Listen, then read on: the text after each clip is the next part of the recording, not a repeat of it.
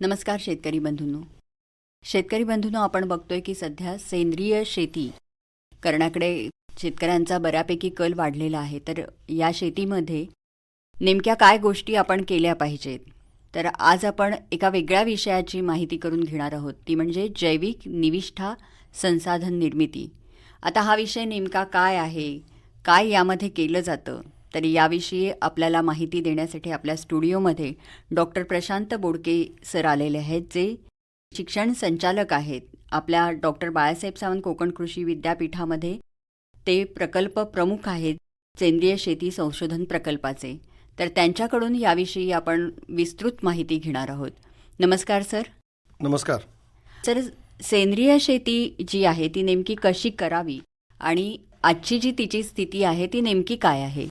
सद्यस्थितीमध्ये आपण बघतो की शहरांमध्ये असू दे नाही तर गावांमध्ये असू दे आणि केंद्र सरकारच्या पातळीवरतीही सेंद्रिय शेतीसाठी खूप मोठ्या प्रमाणावरती प्राधान्य दिलं जात आहे.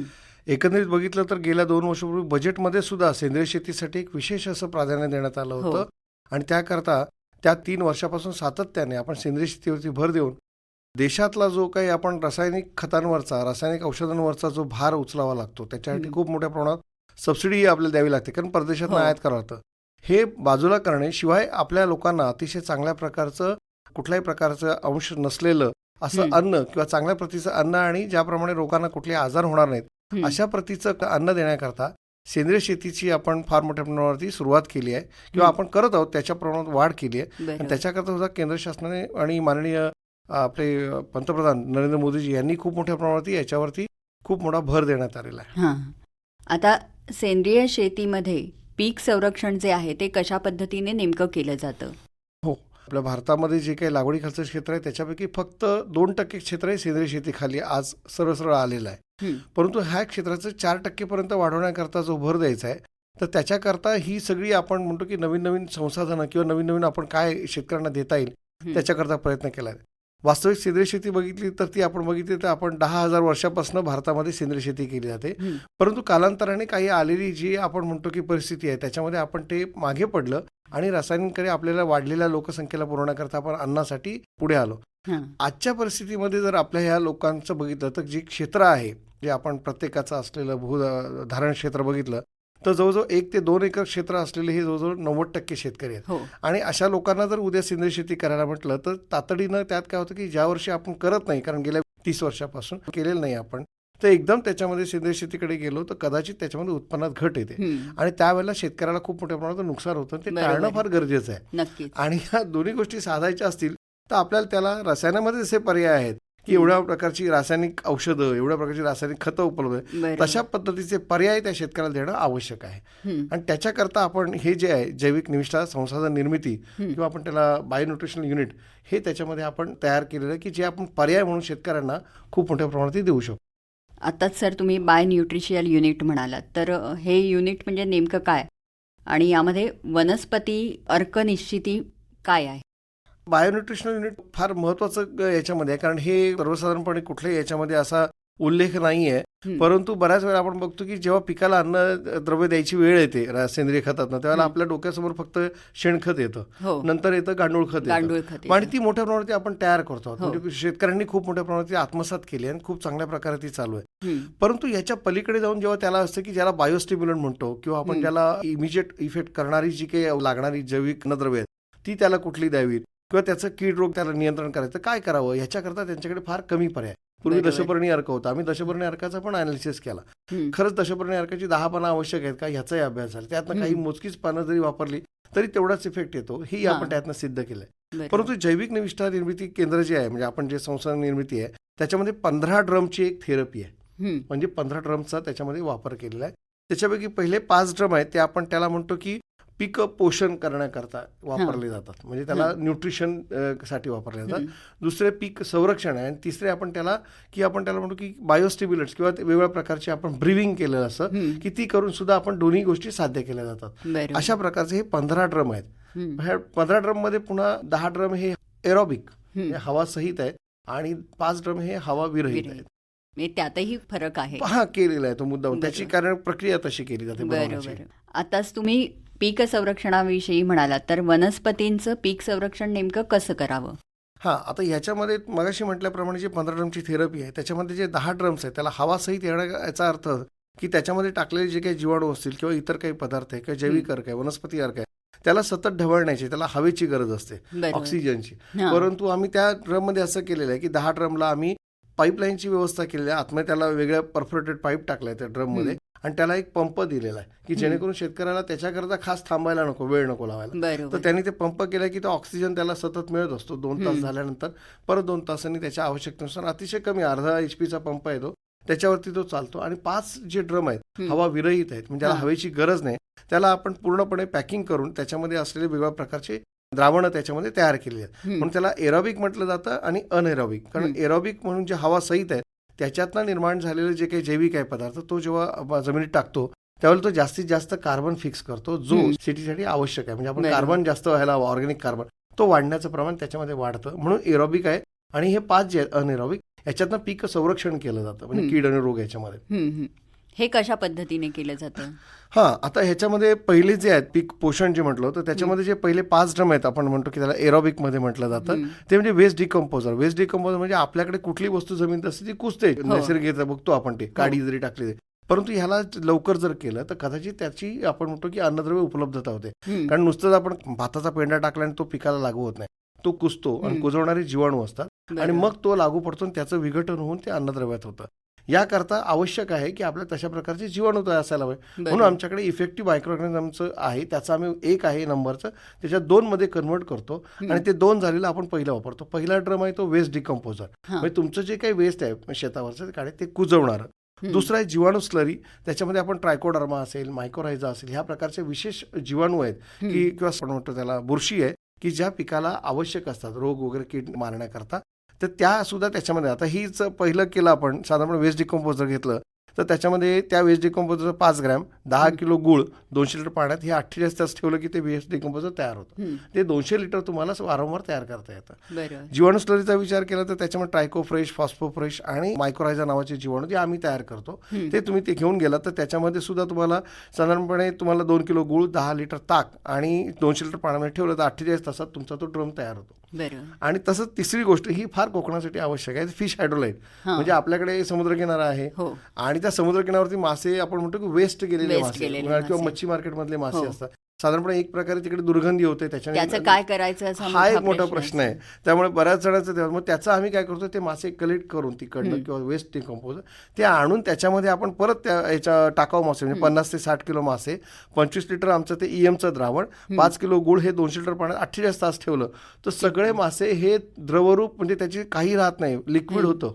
आणि हा अतिशय चांगला फॉस्फरसचा स्रोत आहे आणि कॅल्शियमचा आहे, जो आपल्याला आवश्यक असतो ह्याला, की ज्याने त्यासाठी आपल्याला फॉस्फरिक ॲसिड वापरावं लागतं, जे वापरण्यास अवघड आहे. म्हणजे हे आपण म्हणतो की वेस्ट टू बेस्ट झालेलं आणि कोकणासाठी केलेलं स्पेशल फिश हायड्रोल आहे. तिसरं फल्विक ॲसिड आहे, हे जे आपण ग्रोथ, कुठल्याही प्रकारची मुळांची आणि शेंड्याची वाढ होत असताना फल्विक ॲसिड आणि ह्युमिक ॲसिड लागतं. ह्या प्रकारचे हे 2 ड्रम आहे, त्याच्यामध्ये 3 किलो फल्विक ॲसिड 200 लिटर पाण्यामध्ये आणि 10 किलो ह्युमिक ॲसिड. आता ह्युमिक ॲसिड कसं की मिळतं, बाजारात मिळतंच रेडीमेडमध्ये, परंतु ते नसेल करायचं तर आपल्याकडे कंपोस्टचा खड्डा जर केला असेल, चांगलं कुजलेलं असेल, तर त्याच्यामधनं जर आपण पाणी सोडलं तर खाली जे पाणी निघून येईल किंवा वर्मी वॉश, म्हणजे गांडूळ खताच्या बाजूने आपण जे निघणारं जे द्रव आहे बाहेर पडतं, ते जरी गोळा केलं आणि त्याचा वापर केला तरी आपल्याला हे तयार करता येतं. म्हणजे ही सगळी निर्मिती मी सांगतोय ती जागेवरती, तुमच्या घरच्या घरी, शेतावरती तयार होणारी आणि सरळ करता येणार, उपलब्ध साहित्यामधनं होणारी, उपलब्ध साहित्यामधनं आहे. त्यामुळे ती अतिशय सरळ आहे.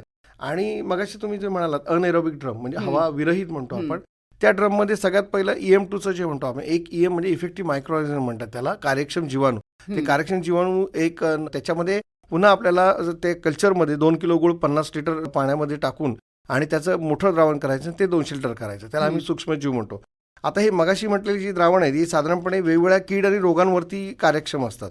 त्याच्यामध्ये पांढऱ्या मुळांची वाढ करणारा असेल किंवा तुमचं जमिनीमध्ये येणारे जे काडी कचरा असेल, पालापाचोळा वगैरे, त्यांची आपण म्हणतो की विघटन करणे आणि ते उपलब्ध अन्नद्रव्य करून देणे, ह्याच्यासाठी. आता हे जे मी तुम्हाला सांगतोय द्रावण जी सांगतोय अनएरोबिकची, त्याला हवा विरहित आहे, ही आपण कीड आणि रोगांसाठी वापरतो. म्हणजे उदाहरणार्थ दशपर्णी अर्क आहे, याच्यामध्ये 10 प्रकारचे आहेत. आता आपल्याकडे कडुलिंब नाहीये, आम्ही निरगुडी सांगितलंय, आपल्याकडे सीताफळ नाही, आपण त्याला रामफळ सांगितलेलं आहे. म्हणजे पर्याय दिलेले आपण सगळ्यांना की शेतकऱ्यांचं कुठे अडता कामा नये. अशा प्रकारची ही पाला गोळा केला आपण, तो त्याचा एक प्रमाण आहे त्याच्यामध्ये, तुम्ही आमच्या विद्यापीठाच्या आपल्या पुस्तकांमध्ये सुद्धा सापडेल. परंतु साधारणपणे निरगुडी, करंज, गुळवेल, शेवगा, पपई, सीताफळ, टणटणी म्हणजे आपण घाणेरी म्हणतो, लसूण घास, या प्रकारची 10 पानं आहेत. ती 10 पानांचं प्रत्येकी 2 किलो आणलं, त्याच्यामध्ये आलं, लसूण, मिरची थोडं 1-1 किलो टाकायला लागतं, 2 किलो गुळ, ताक 2 लिटर आणि 200 लिटर पाण्यात. हे सगळं अवेलेबल असतं आपल्याकडे आणि हे सहज करू शकतो. याचं सगळ्यात म्हणजे काय की पिकामध्ये प्रतिकारशक्ती वाढते, फळांचं प्रमाण वाढतंय हे वापरल्याने, आणि फुलगळ पण थांबवता येते.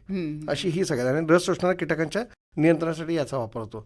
तिसरं म्हणजे आमिल म्हणतो त्याला, आलं, मिरची, लसूणचा अर्क आहे. चौथं आहे ते वेखंड मिरची, वेमिल म्हणतो नाही त्याला, वेखंड मिरची, लसूणचा अर्क आहे. आता ह्याचे प्रमाण आहे, वेखंड मिरची, लसूण 4 किलो वेखंड, 4 किलो मिरची, 8 किलो लसूण, 2 किलो गुळ, 200 लिटर पाण्यात केलं तर साधारणपणे तुम्हाला 10 दिवसांनी हे तुम्हाला द्रावण तयार होतं. हे तुम्हाला साधारणपणे कुठली ज्या कीड आहे, प्रतिकारशक्ती आहे ना, ते किडी येत नाहीत मुळात. म्हणजे ह्याच्या आपण सेंद्रिय शेतीमध्ये कुठलीही मारत नाही आपण, कीड दुसरीकडे घालवत असतो. कारण ह्याच्यामध्ये सेंद्रिय ह्याच्यामध्ये म्हटलेलं नाही की कुठलंही मारावं म्हणून. त्यामुळे ह्याच्याकरता काय, तसंच आलं, मिरची, लसूणचं 4 किलो आलं, 4 किलो मिरची, 8 किलो लसूण एकत्र करून त्याच्यात 2 किलो गुळ आणि 200 लिटर पाणी टाकलं की तो द्रावण तयार होतं. हे तुम्हाला साधारणपणे 2 ते 3 एकरासाठी तुम्हाला कंटिन्युअस जर पिकं घेतली तर त्याला पुरेसं असतं. म्हणून एक जर काही शेतकऱ्यांचा गट एकत्र आला तर हे तयार करणं त्यांना सोपं होतं. आणि शेवटचं महत्त्वाचं आहे म्हणजे कोकण कल्प अर्क. म्हणजे ह्याच्यामध्ये आपण काय केलं, एक कोरफड असेल, हे आहे आपल्याकडे बरोबर, लसूण घास असतो म्हणजे आपण गुरांना खाऊ घालतो, शेवग्याची पानं आहेत, शेवगा आहे, आणि गुळ आहे. ह्याचं करून आपण त्याला कोकण, हे खूप उत्तम प्रकारचं बायोस्टिम्युलंट म्हणजे पिकांच्या वाढीसाठी, जे शेंडा वाढ आणि मूळ वाढ म्हणतो, कारण त्याच्यावरती अवलंबून आहे सगळं. ह्याच्या वाढीसाठी ही ड्रम्स वापरले जातात. आणि ह्याच्या व्यतिरिक्त ब्रीविंग ड्रम्स आहेत, त्याच्यामध्ये ट्रायकोडर्माचा असेल, सुडोमोनास, म्हणजे वेगवेगळ्या किडीच्या किंवा बुरशीला मारण्याकरता. मर रोग येतो ना, त्याला ट्रायकोडर्मा पाहिजे. ट्रायकोड म्हणजे काय, त्या काट्याने काटा काढणे, म्हणजे ही बुरशी त्या बुरशीला खाते, अशा प्रकारचं ते आहे. तसं सुडोमोनास आहे, बिवेरिया आहे, PSB म्हणजे फॉस्फरस सोल्युबलायझिंग बॅक्टेरिया, म्हणजे जमिनीमध्ये फॉस्फरस आहे पण तो मुळांना मिळत नाही, तो अवेलेबल करून देण्याकरता असलेली ही बॅक्टेरिया. तसंच पोटॅशियमचं पण आहे. पोटॅशियम आपल्या जमिनीत खूप आहे पण तो उपलब्ध होत नाहीये, मग त्याच्याकरता हे वापरलेले बॅक्टेरिया. अशा प्रकारचे हे 15 वेगवेगळे ड्रम आपण ह्याचे तयार करतो.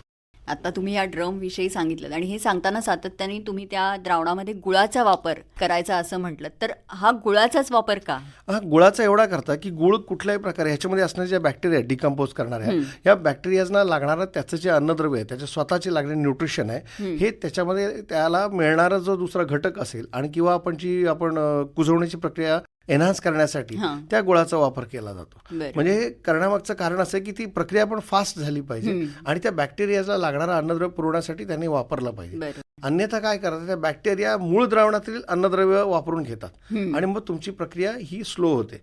ती स्लो न व्हावी म्हणून त्याला आर्टिफिशियल आपण वरनच त्याला खाद्य दिलेलं आहे. सर, आता शेतकऱ्यांनी यामध्ये स्वतः त्यांना काय करता येऊ शकतं? मला वाटतं आमच्याकडे वेगवेगळ्या प्रकारची अशी प्रशिक्षणं चालू आहेत.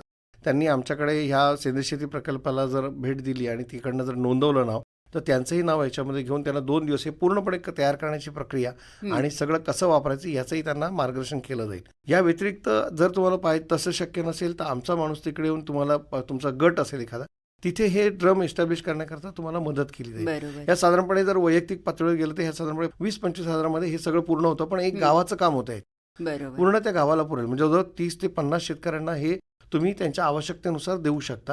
आम्ही ह्याची विक्री सुरू केलेली आहे. 1 लिटरच्या बॉटलमध्ये आपण प्रत्येक ड्रम द्रावणाची किंमत ठेवलेली आहे, त्याप्रमाणे आम्ही काही प्रमाणात विक्री पण करतो, किंवा ह्याचे मूळ कल्चर जर द्यायचे असेल तर ते पण देण्यासाठी त्यांना मदत करतो. म्हणजे शेतकऱ्यांनी तुमच्याकडे संपर्क साधला तर याविषयी त्यांना योग्य ते मार्गदर्शन मिळू शकतं. शेतकरी बंधूंनो, जर याविषयी तुम्हाला अजून माहिती हवी असेल तर तुम्ही सरांशी संपर्क साधू शकता. माझं नाव डॉक्टर प्रशांत शंकर बोडके, आणि आपला जो नंबर आहे, फोन नंबर, त्याच्यामध्ये 94 20 41 32 55 9420 41 3255.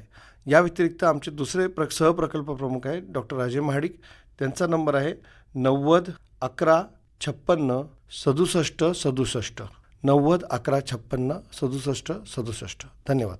शेतकरी बंधूंनो, तुम्ही या नंबरवरती संपर्क साधून तुम्हाला हवी असलेली माहिती मिळवू शकता. मला सगळ्यांना विनंती करायची आहे की आपल्याकडे जसं रासायनिक दुकानात गेलात तुम्ही, एखाद्या औषधाच्या दुकानात, तर अनेक पर्याय उपलब्ध आहेत. तसेच सेंद्रिय शेतीला फार पर्याय आपल्याला उपलब्ध नसल्या कारणाने आम्ही ह्याच्यावर भर देतोय. कारण हे करा की जेणेकरून तुमची उत्पादकता, उत्पन्न कमी होणार नाही. पहिल्या वर्षी जर आपण सेंद्रिय शेतीला वळालो तर उत्पन्न घटतं, ते होणार नाही, असं त्यात. तर शेतकरी बंधूंनो, आत्ताच सरांनी जी माहिती दिली त्या माहितीचा उपयोग करून तुम्ही त्यांच्याकडे संपर्क करू शकता आणि सेंद्रिय शेती करताना या सगळ्या गोष्टींचा जर तुम्ही वापर केलात तर नक्कीच ती शेती फायद्याचीच होणार आहे. सर, तुम्ही इथे आलात आणि खरोखरच खूप उपयुक्त माहिती आमच्या शेतकरी बांधवांना दिलीत. त्याबद्दल आकाशवाणीच्या वतीने आणि आमच्या शेतकरी बांधवांच्या वतीने मी आपले आभार मानते. नमस्कार. नमस्कार.